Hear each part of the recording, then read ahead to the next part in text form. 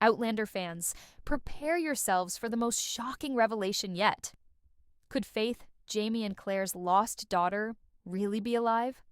With the weight of her loss haunting them for years, a mysterious letter sparks a dangerous journey into the past. But as they dig deeper, dark secrets and dangerous enemies threaten everything they hold dear. Outlander Season 8 begins with a bang, pulling viewers right back into the world of Jamie and Claire Fraser, but this time, things feel different. The opening scene immediately dives into the emotional complexity that fans have come to expect, giving us an all-too-familiar glimpse into the lives of the beloved characters. But this season, everything is about to change, and it starts with one thing: a letter. This letter arrives at Fraser's Ridge unexpectedly, unsigned and written in unfamiliar handwriting, with just 6 chilling words. "She's waiting for you." At first, Claire thinks it is a cruel prank, a twist of fate, or perhaps some sick joke played by someone who knows about her grief. For years, she and Jamie have carried the heavy weight of their daughter Faith's death, a loss that has defined so much of their existence. The loss of Faith, their firstborn daughter, has haunted them both relentlessly, leaving deep emotional scars that never truly healed. For Claire, who always tries to approach life with reason and logic, the arrival of the letter sends her mind racing. Her first instinct is to dismiss it. It must be a mistake, or worse, someone toying with her emotions, exploiting her vulnerability. But Jamie's reaction is different. As soon as he sees the letter, something changes in him. He remembers a conversation from years ago, one that he had buried under layers of grief and time, a conversation that he never truly understood. Could it be possible? Could Faith have survived after all these years? His guilt over not being there for Claire in the moment of Faith's death weighs heavily on him, and he's always blamed himself for leaving Claire alone in that devastating moment. But now, with this letter, a tiny sliver of hope emerges. What if their daughter had never really died? Could Faith truly be alive? This glimmer of hope is enough to pull Jamie and Claire into a journey neither of them were prepared for. Jamie, usually the more cautious of the two, feels his heart race with a mix of disbelief and wonder. Could the impossible truly be possible? The search for answers takes them deep into the past, revisiting painful memories and the untold secrets of their lives. But they soon realize that this journey will not be an easy one. It is only the beginning of a much larger, more dangerous path. A path that leads them straight into the heart of secrets that have been buried for years. Claire, ever the logical one, begins to question everything. Her rational mind tells her that Faith is gone, that no miracle could reverse the reality they have lived with for so long. But there is another part of her, the part that has witnessed the impossible time and again, that refuses to let go of the thought that Faith might still be out there. As she ponders the possibilities, Claire becomes more and more consumed by the idea of finding answers. Could she really be alive? Or is this just another cruel twist of fate meant to torment them further? The first step of their search brings them face to face with an old acquaintance, someone who has been connected to their lives for years, Francesca. In Season 7, Francesca had dropped a cryptic mention of Faith, causing Claire to wonder if there were more to the story than she had ever realized. Now, Claire confronts her, demanding answers. But Francesca is evasive, carefully choosing her words and refusing to provide any real details. She warns Claire that some things are better left in the past, that some truths are better left buried. But Claire won't let it go. Not this time.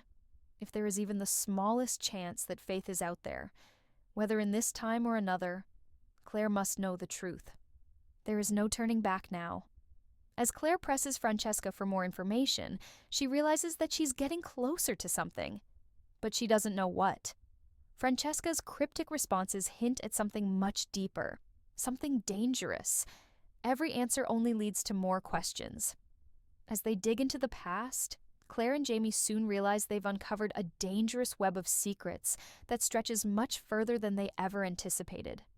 This is no longer just about the loss of a child. It is about something much bigger, something that threatens their entire family. As Jamie and Claire begin their search in earnest, they encounter people who seem to know more than they're willing to admit. Some refuse to speak, others simply shut their doors, and the more they press, the more they uncover the weight of a hidden truth that has been kept from them for decades. Everywhere they go, they are met with fear and silence. It's as if the very mention of Faith's name sends people into a panic. The deeper they dig, the more dangerous the journey becomes. They are no longer just searching for their daughter. They are unraveling a mystery that has been carefully guarded for years. In the midst of this turmoil, Claire and Jamie receive yet another chilling warning, this time from Lord John Grey. Always a trusted ally, Lord John's demeanor has shifted. He seems unusually cautious when the topic of Faith's potential return comes up. He warns Jamie that some things are better left buried, that digging into the past could uncover secrets that would be better left untouched. But Jamie, ever the fighter, refuses to back down. He cannot rest until he knows the truth. And so, the search for Faith continues, even as the stakes grow higher and the dangers become more real. But what neither Jamie nor Claire realize is just how dangerous this search will become. For with every step they take into the past, they unknowingly awaken forces that have been lying dormant, waiting for this very moment. Forces that have their own reasons for keeping the truth buried. And they will stop at nothing to make sure Jamie and Claire don't uncover what's been hidden for so long. As the search for Faith intensifies, Claire and Jamie's journey takes them deeper into the shadowy corners of their past, revealing new layers of mystery that neither of them could have anticipated. The letter that started it all now feels like a distant memory, overshadowed by the increasingly dangerous path they are walking. Every step forward seems to uncover more secrets that have been carefully hidden by people they once trusted. The first real breakthrough comes when they learn of an old acquaintance, a man named Corwin Montgomery. His name had come up in whispers among the locals, and Claire's curiosity is piqued. Corwin had been a close ally of Jamie's during the early days of the American Revolution, a man who had helped them in numerous ways. But now, as they dig into his past, they realize that his association with the Frasers isn't as simple as they once thought. Corwin seems to know more about the disappearance of Faith than anyone has let on, and it's clear that he's been involved in far darker dealings than anyone suspected. Jamie and Claire travel to Corwin's estate, a sprawling mansion on the outskirts of a small town. It's a cold, imposing structure, its walls steeped in history and secrets. As they arrive, they are met by an air of tension that is impossible to ignore. Corwin's servants are unusually quiet, and the few townsfolk they encounter speak in hushed tones when they mention his name. There's an unease in the air, as though Corwin is a man who commands both respect and fear. Inside, Corwin greets them with a mixture of warmth and suspicion, as if he's been expecting them all along. His demeanor is calculated, almost too polished, and it's clear that he's playing a game. But the rules are unclear. Jamie tries to strike up a conversation about Faith, but Corwin deflects the topic with skill, leading them in circles with vague references to old memories and unfinished business.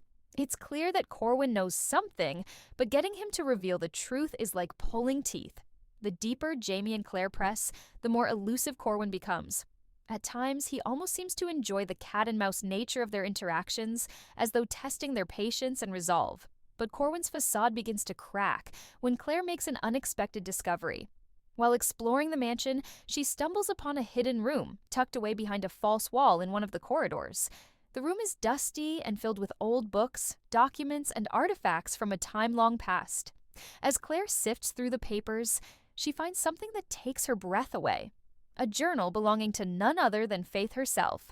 The pages are filled with cryptic entries, written in a hand that unmistakably matches the writing on the letter they received. The journal reveals a shocking truth. Faith had survived the tragedy they believed had taken her life, but the circumstances of her survival are far more complicated than Claire could have ever imagined. The journal speaks of a secret society, a shadowy group that has been operating in the background for centuries, manipulating events and people to further their own mysterious goals. Faith had been taken by this group, not by accident, but because she was part of something much larger, something that even Jamie and Claire hadn't fully understood. The journal details Faith's captivity, her eventual escape, and her desperate search for her family. But it also speaks of a warning. The society that took her is not done with her yet. They are watching, waiting for the right moment to strike. When Claire confronts Corwin with the journal, his reaction is telling. His cool exterior crumbles for a brief moment, and it's clear that he knows more than he's letting on. But before he can say anything further, the tension in the room escalates. The atmosphere becomes thick with an unspoken danger, and both Claire and Jamie realize that they are not the only ones interested in the journal. Someone else is watching them, and they are closer than they think. A sudden knock at the door interrupts the moment, and when Jamie opens it, he is met by a group of armed men who quickly overpower him. Before Claire can react, she is also taken by surprise and restrained. It's clear that Corwin's hospitality was a ruse, and now they are caught in a trap. The men work quickly, dragging the Frasers away from the mansion and toward a waiting carriage, all while keeping them bound and gagged. It's a terrifying moment of realization. The shadows they have been chasing are much larger and more dangerous than they could have anticipated. As they are transported to an undisclosed location, Jamie and Claire's minds race with questions. Who are these men? Why are they after them? And what does Corwin know about Faith's disappearance that he's not telling them? The Frasers are thrown into separate cells, each isolated from the other. It's a terrifying experience for both of them, but their connection remains unbreakable. Even though they are apart, they find comfort in the knowledge that they are still together in spirit, still fighting for the same cause. While trapped in their respective cells, Claire is confronted by a figure she hadn't expected to see again. Francesca, the woman who had been so elusive in the past, now stands before her, but this time, she isn't hiding behind cryptic words. There's something different about her. A vulnerability that wasn't there before. She admits that she's been working with the group that has taken them captive, but she claims that she has no choice in the matter. The society that has been pulling the strings for so long is ruthless, and those who oppose it are silenced in the most brutal ways. Francesca reveals that Faith's survival was never a coincidence.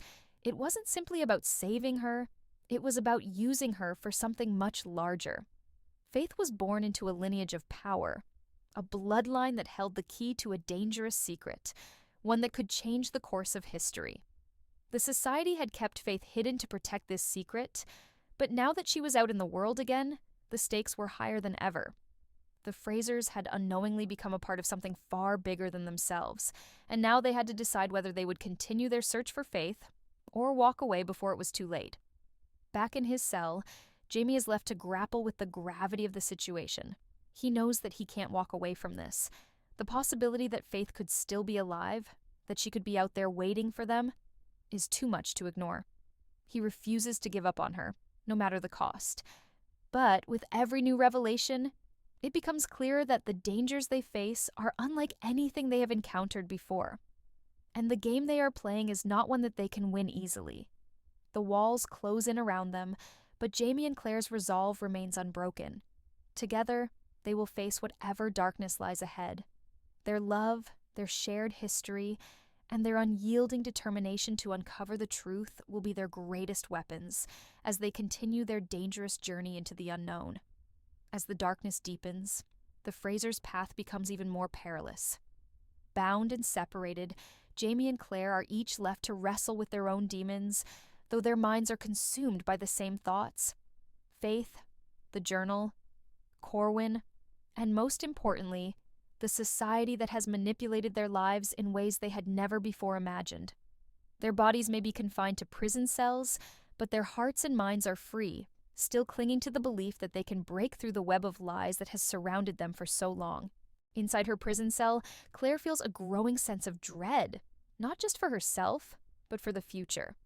The weight of the situation presses on her chest, but it's not fear that fuels her. It's determination. The more she learns, the clearer it becomes that she cannot let this go. She has to know what happened to Faith, and she will stop at nothing to uncover the truth, no matter how many dangers lie in her way. She is interrupted in her thoughts when Francesca appears again, this time with an expression more solemn than before. It's clear that something has shifted, but Claire isn't sure whether to trust this new change in the woman's demeanor. There's still an air of secrecy about her, but Francesca's eyes betray something else, a certain understanding of the peril they are in. It seems as though the cage she, too, is trapped in is slowly closing in on her, and Claire is not the only one who wants out. "Please," Francesca begins, her voice low, almost whispering. "You need to listen to me. There is much more at stake here than you realize. The society, they are not simply interested in Faith. They are interested in the bloodline she represents, the power it holds. Claire's mind races. A bloodline. The phrase echoes through her, pulling together the cryptic messages and warnings she has received since this journey began. Faith wasn't just another missing child. She was a key, a piece of a much larger puzzle. Francesca continues. The truth is, Faith's survival wasn't a mere accident. Her life was meant to be spared for a reason. The society believes that she is the heir to an ancient legacy, one that predates even the revolution. There are rituals, prophecies, things that no one dares to speak of openly. Claire, her heart pounding, asks, "What kind of rituals? And why would they involve my daughter?" Francesca hesitates before answering, her gaze flickering to the guards standing just outside the door, ensuring no one escapes. "I'm not supposed to tell you this, but you deserve to know. The society believes that the bloodline your daughter belongs to is the key to unlocking an unimaginable power.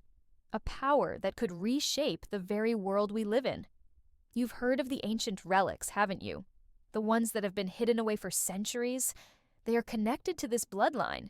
If the wrong person gets control of them, they will have the power to overthrow kings, topple nations. The fate of humanity could be at stake." Claire listens intently, her mind racing to process everything.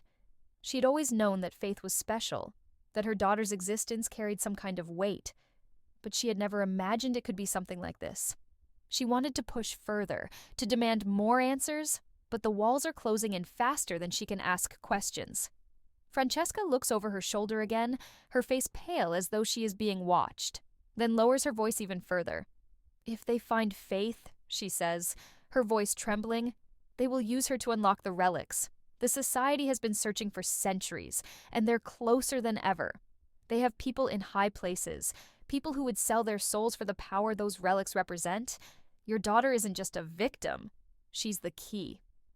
Before Claire can respond, Francesca is gone, disappearing into the shadows, leaving Claire alone with the heavy truth she has just uncovered. A bloodline, rituals, ancient relics. The puzzle pieces are slowly coming together, but the picture is still unclear. One thing is certain, the world Claire once knew is no longer the same. She is up against something far larger than any of them. Meanwhile, Jamie sits in his own cold cell, his thoughts swirling in the darkness. The moment they had been taken had felt like a betrayal from Corwin, someone Jamie had once considered a friend. Corwin's betrayal stings in ways Jamie can't yet fully understand. There had always been something off about Corwin, a hidden agenda that Jamie had failed to recognize. But it was too late now. The old alliances and loyalties were now shattered, and in their place stood a terrifying unknown. Still, there's one thing that Jamie knows for sure. The moment they get out of here, Corwin is going to pay. And whatever it takes, Jamie will find his daughter. The guards finally open the door to Jamie's cell, dragging him from the shadows into the harsh light of a small, sparse room. He's shackled, but his mind is sharp, focused. The shadows may close in on him, but Jamie's resilience is a force all its own. "You're awake," a voice says from the corner of the room. Jamie looks up to find Corwin standing there, leaning casually against the wall, a smug smile on his lips.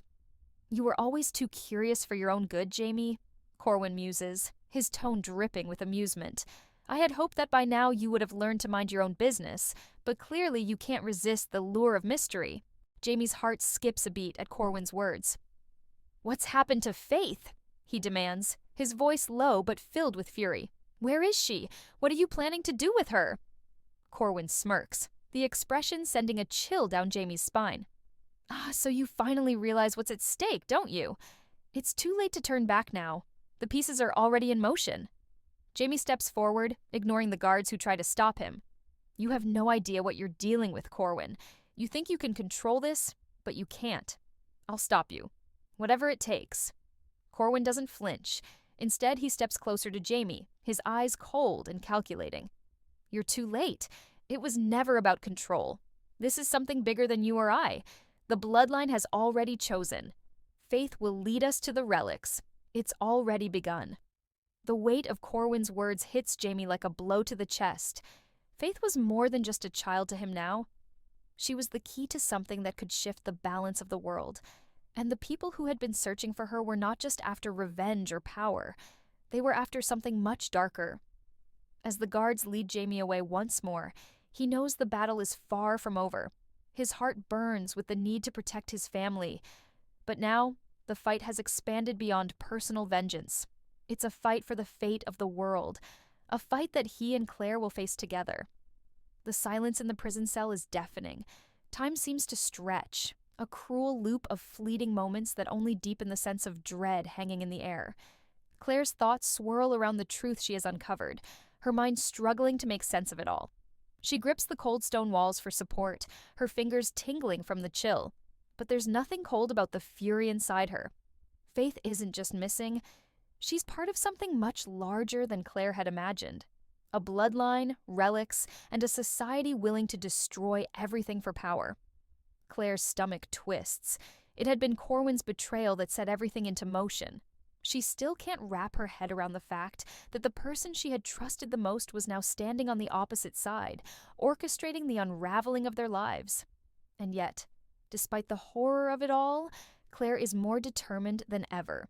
She will not let her daughter become a pawn in some ancient game. Claire's thoughts are interrupted when Francesca returns, this time with a subtle urgency in her eyes. She steps forward cautiously, as if every move could be a risk, and yet there's an underlying resolve in her demeanor. It's clear that Francesca is no longer just an observer. She's part of this fight, whether she likes it or not. "Claire," Francesca whispers, leaning in closer. "I need to tell you something else, something that Corwin doesn't want you to know." Claire's heart skips a beat. "What is it?" Francesca looks over her shoulder to make sure no one is listening, then speaks quickly, her voice barely above a whisper. "You aren't the only one in danger. There's more to the bloodline than Faith. There's another heir, one that the society has been searching for even longer than they've been looking for her." Claire's mind reels. "Another heir? But I thought Faith was..." Francesca interrupts. "She's not the only one. The society knows that if they can find both heirs, they can unlock the full potential of the relics.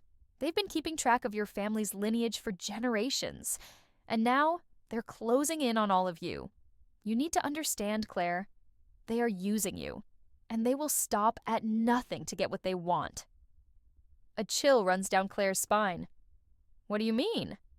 How could they have tracked my family all these years?" Francesca shifts, her face tight with the weight of the secret she's revealing. "It's not just about your bloodline, Claire. It's about your connection to the relics. Your family, your ancestors, played a role in hiding them, securing them from those who would misuse their power. They didn't want to see the relics fall into the wrong hands. That's why you were chosen, why Faith was chosen, to protect them from the society that would twist their power into something dark." Claire can hardly believe the enormity of what Francesca is saying. Her ancestors had a connection to this too? She is part of something far older than she had ever imagined. Francesca's voice grows more urgent. "You need to find the other heir, Claire. The society is already looking for them. If they find both heirs, they'll be unstoppable. You have to find them first.